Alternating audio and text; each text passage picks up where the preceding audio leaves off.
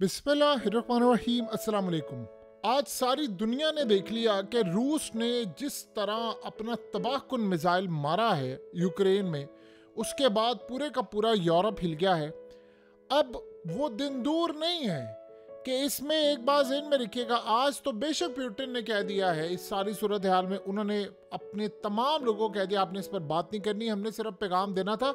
और ये तो चाइना को आप दुआएं दें कि उसने रोका और वो न्यूक्लियर हमला नहीं था, वरना इस वक्त तक तो लाखों लोग, करोड़ों लोग शायद हो सकता है मर चुके होते। तो वो तो अक्लमंदी उसने दिखाई, लेकिन अब शायद अक्लमंदी ये ज़्यादा देर तक नहीं चलेगी, क्योंकि इस सारी सूरत हाल में ये पागल हो चुके हैं सारे।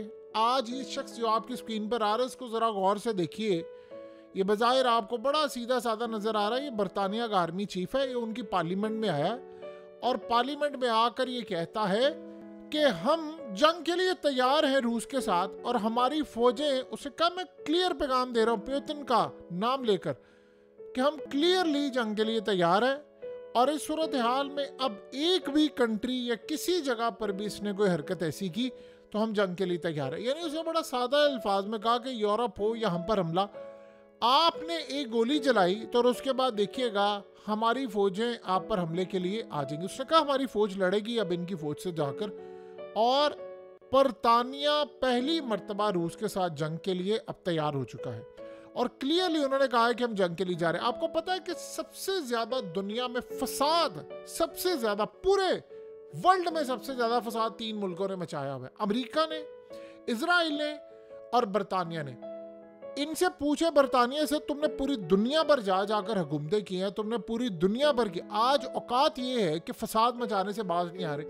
हुआ ये है कि कल सब आपको पता है कि स्टॉर्म शैडो मिसाइल इन्होंने जो मारा है, उसके बाद आज जब रूस ने हमला किया यूक्रेन पर तो तोते तो इन सब के उड़ गए हैं। लेकिन इस सारी सूरत हाल ने रूस ने पैगाम ये दिया है कि हमारा जो सरमट मिसाइल है या दीगर जो मिसाइल है, अगर हमने रुख कर दिया ना बरतानिया की जानिब और हमने रुख कर दिया यूरोप के ममालिक की जानिब, फिर उसके बाद हमने मार दिया अमेरिका की जानिब, तो कैलिफोर्निया भी नहीं बचेगा, लंदन भी नहीं बचेगा, ना फ्रांस बचेगा, ना कोई और मुल्क बचेगा। इवन कि आप इमेजिन कर लें कि बरतानिया ने जो आज हरकत की है वो इतनी तबाहकुन है कि आर्मी चीफ ने अभी ये जंग का ऐलान कर दिया है।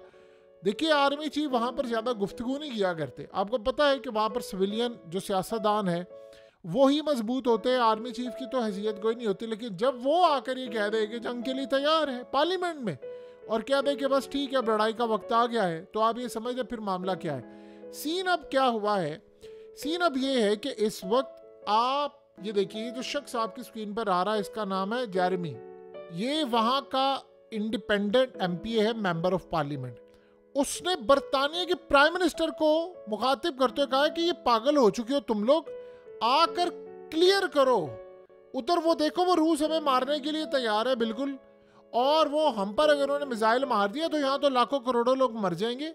उसने कहा कि आकर बरतानिया का वजीर आजम क्लियर करे कि आया आपने स्टॉर्म शैडो मिसाइल मारा है, आपने रूस के साथ जंग छेड़ी है, वो न्यूक्लियर ताकत है, वो तो तबाह करके रख देंगे, और हमें क्लियर करें आकर कि आपने हरकत की है कि नहीं की, ताकि हमें पता चले कि सारी सूरत हाल में अगर उन्होंने वापस हम पर हमला कर दिया या न्यूक्लियर हमला कर दिया या कुछ भी हमला कर दिया तो यहाँ तो लाखों करोड़ों लोग मर जाएंगे।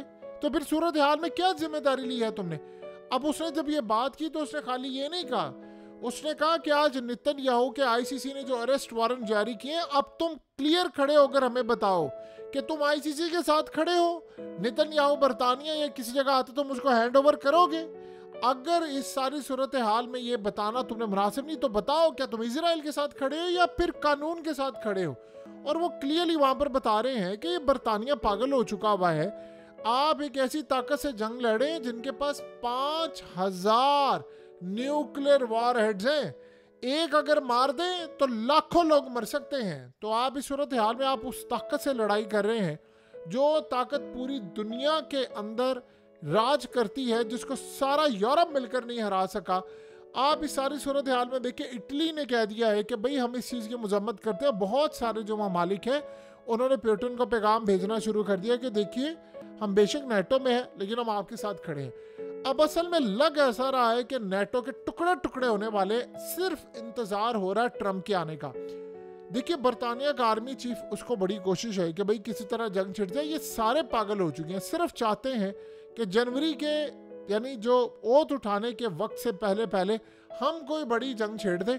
आप यकीन कीजिए कि अगर आज रूस ने हमला किया है ICBM, तो ये सारे चाइना को और रूस को, खासतौर पर पुतिन को, इसका शुक्र गुजार होना चाहिए इन सबको कि अगर उसने न्यूक्लियर वॉरहेड लगाया और या उसने जाकर प्रॉपरली जगह पर हिट करता। उसने सिर्फ पैगाम दिया, उसने कहा कि कोई हमारा मीडिया बात भी नहीं करेगा इस पर, सिर्फ पैगाम दिया उसने जाकर कि इस सूरत हाल में हम कहाँ हिट कर सकते हैं आपको पता भी नहीं है। यानी 18,000 किलोमीटर तक दूर तक मार गिराने वाला, 15 न्यूक्लियर वॉरहेड ले जाने वाला, 15 मुल्कों को तबाह कर दे एक टाइम के ऊपर, 15 डिफरेंट लोकेशन को तबाह कर दे। आप बताएं कि क्या इस सारी सूरत हाल में सारे लोग उसका मुकाबला कर सकते हैं? ये बेवकूफ़ लोग हैं। अब मसला सारा ये है कि उससे पहले एक बड़ी जंग चाह रहे हैं और ऐसा लग रहा है कि ये पागल हुए हैं कि किसी तरह हमने जनवरी से पहले पहले एक जंग छेड़नी है और उस वक्त चाहे दुनिया के अंदर लाखों लोग मारे जाए, हमें कोई परवाह नहीं है। देखिए, बरतानिया इस वक्त तैयार है पूरी तरह। अब मसला सारा ये है कि ट्रंप इस वक्त फैसला ये कर रहा है कि मैं नेटो से अलग हो जाऊं।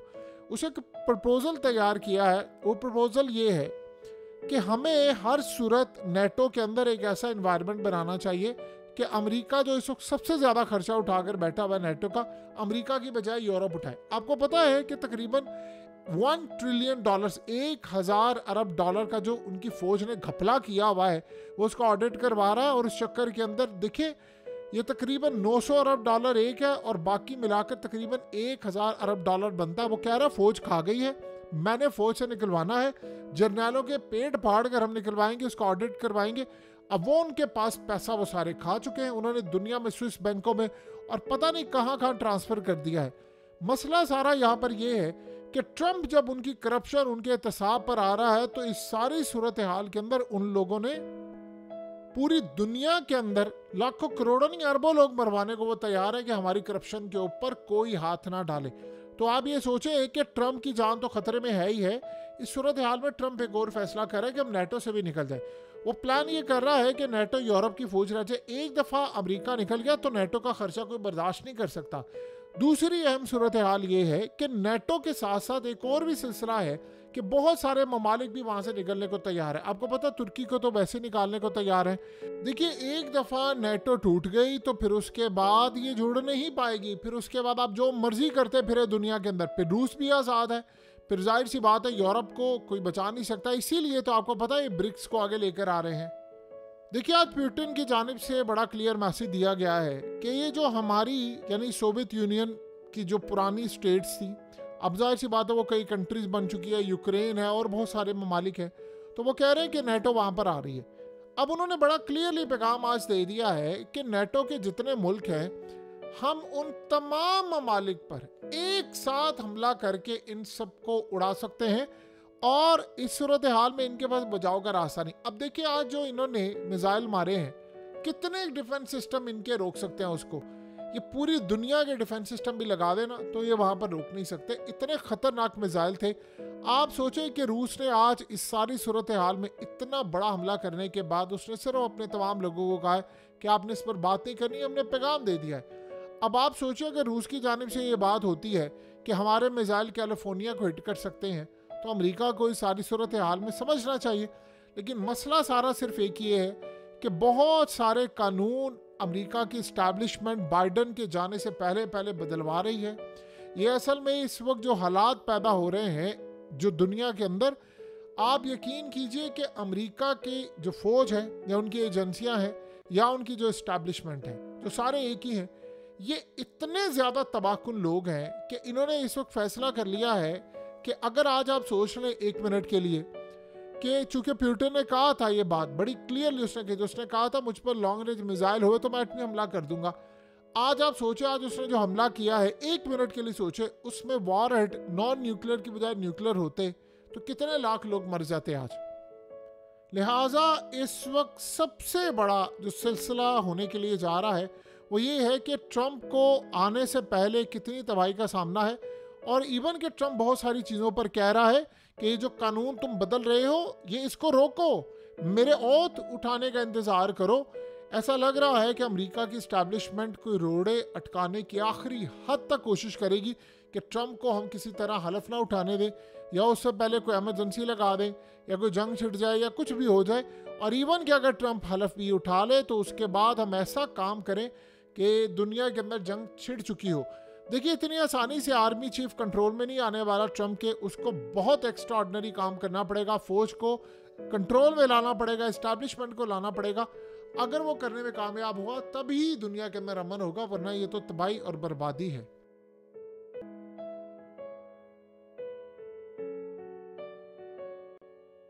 हकीकत टीवी को सब्सक्राइब करना मत भूलें, वीडियो को लाइक करें, शेयर करें और कमेंट सेक्शन में अपनी राय का इजहार ज़रूर करें।